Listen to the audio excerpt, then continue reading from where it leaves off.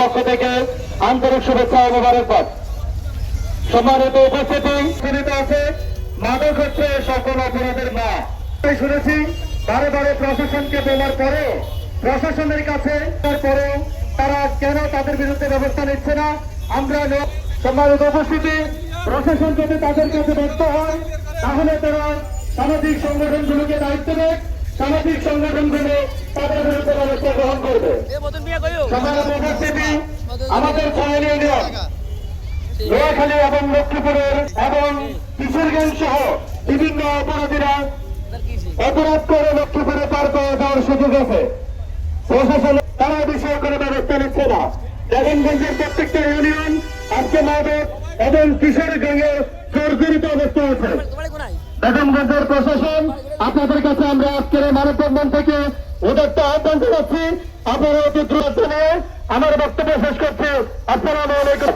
এখন আপনাদের সামনে বক্তব্য নিয়ে আসছে মিরওয়ারিসপুর ইউনাইটেড ক্লাব মোহাম্মদ সফন, মোহাম্মদ সফন খেদমত ফাউন্ডেশনের বক্তব্য রাখার জন্য ডাকছে মিল্লাতুর রহমান মিরওয়ান ভাইকে।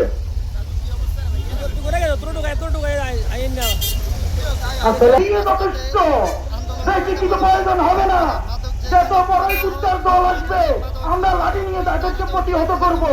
আর তৃতীয় কথা আমি এতটুকুই বলবো, যারা মাদক বিক্রি করে তাদেরকে যারা আশ্রয়।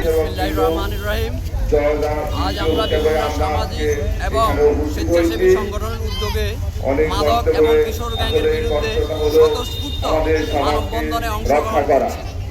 বেগমগঞ্জ উপজেলা আইন শৃঙ্খলা বাহিনী মাদক এবং কিশোর গ্যাংয়ের বিরুদ্ধে কোনো কার্যকর পদক্ষেপ গ্রহণ করছে না।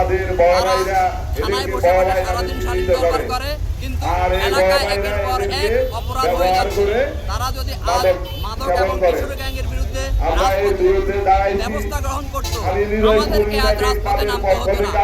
আইন শৃঙ্খলা বাহিনী যদি মাদক এবং কিশোর গ্যাংয়ের বিরুদ্ধে সঠিক অবস্থানে না যায়, আমরা বেগমগঞ্জে সর্বস্তরের জনগণকে নিয়ে আইন শৃঙ্খলা বাহিনীর বিরুদ্ধে মাঠে নামবো এবং মাদক এবং কিশোর গ্যাংয়ের আস্তানা গুঁড়িয়ে দেব ইনশাআল্লাহ। সংগঠন পক্ষ থেকে আন্তরিক শুভেচ্ছা ও অভিনন্দন। সংগ্রামী উপস্থিতি, মাদকের বিরুদ্ধে সোচ্চার আমরা যেভাবে হয়েছি সকল স্বেচ্ছাসেবী সংগঠন, আমাদের কার্যক্রম অব্যাহতি দেওয়া যাবে না।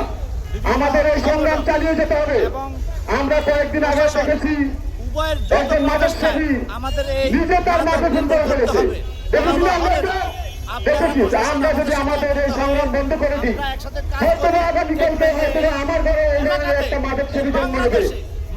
তাই আমি উদাত্ত আহ্বান দেখবো আমাদের বেগমগঞ্জ মডেল থানার অফিসার ইনচার্জ সহ যত উচ্চতম কর্মকর্তা আছেন সবাইকে আমরা বেগমগঞ্জ সকল